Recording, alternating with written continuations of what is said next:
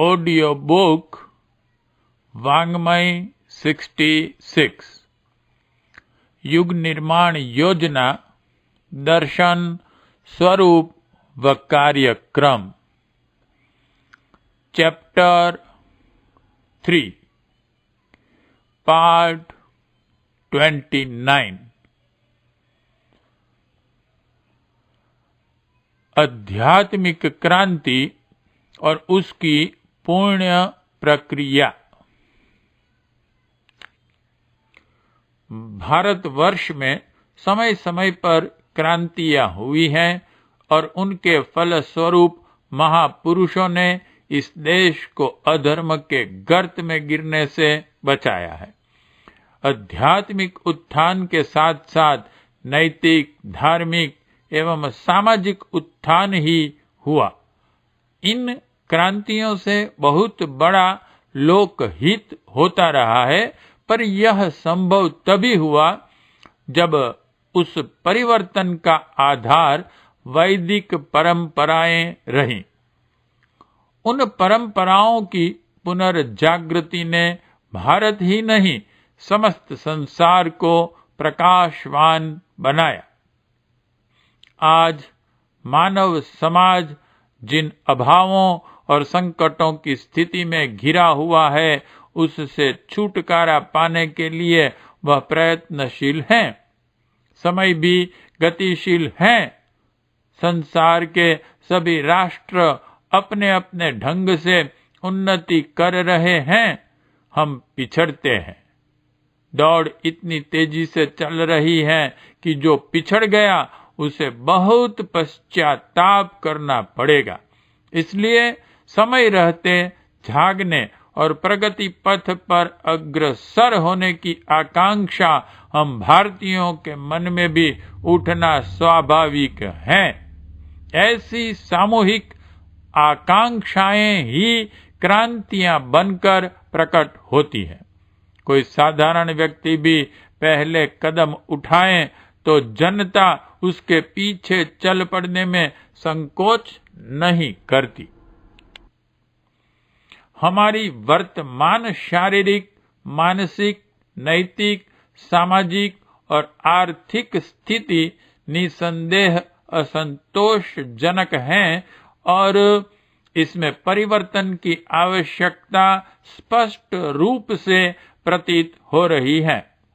इस परिवर्तन के लिए अनेक प्रयास चल रहे हैं, पर देखना यह है कि उनमें साध्य के साथ साधनों की भी पवित्रता रहती है या नहीं। हमारा प्राचीन वैदिक परंपराओं को फलने फूलने का अवसर रहता है या नहीं।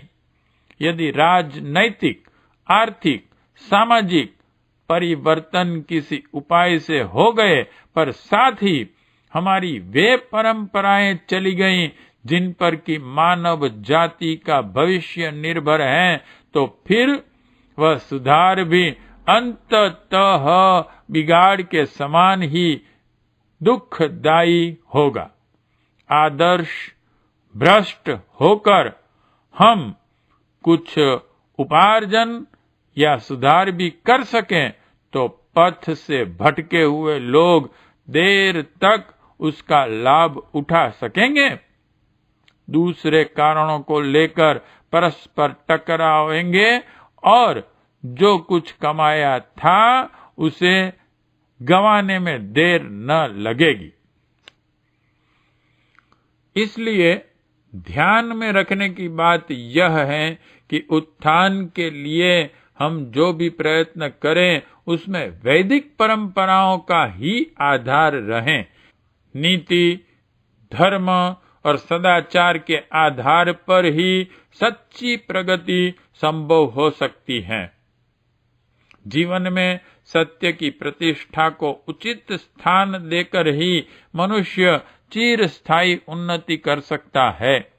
सात्विकता का अवलंबन कर प्रगति के पथ पर चलते हुए सफलता प्राप्त करने में भले ही कुछ विलंब हो, पर विद्वेष, घृणा और हिंसा पर आधारित नाशकारी तूफान द्वारा कुछ प्राप्त कर लेने की अपेक्षा वह मंद प्रगति अधिक कल्याणकारी सिद्ध होगी।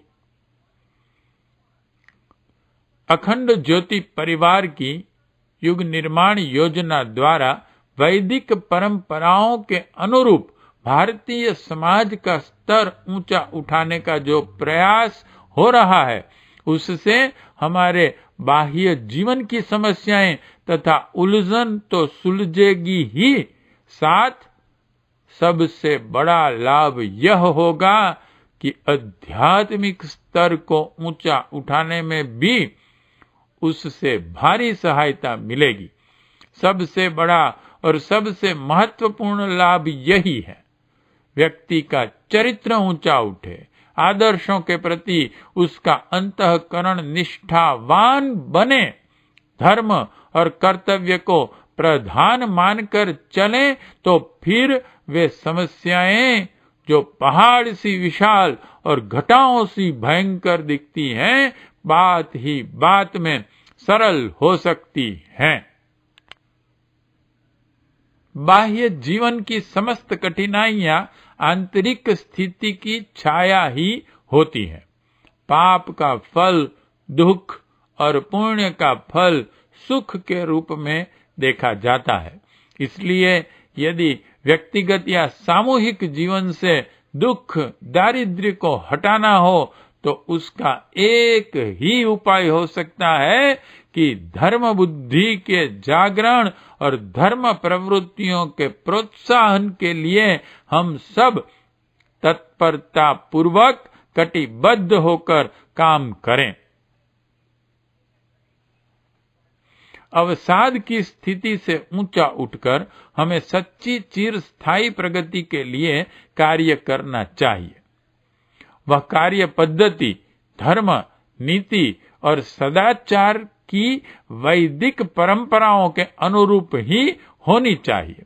प्राचीन काल में समय समय पर ऐसी क्रांतियां होती रही हैं और उन्होंने जन जीवन की अनेक गुत्थियों को सुलझाते हुए धर्ममय सुख शांति का वातावरण उत्पन्न किया था। युग निर्माण योजना आदर्शवाद धार्मिकता को लाने का एक दिव्य प्रयत्न है। इससे बाह्य जीवन की अपेक्षा भी आंतरिक स्तर का उत्कर्ष अधिक होगा। विश्व शांति के लिए ऐसी ही उन्नति और प्रगति अपेक्षित है।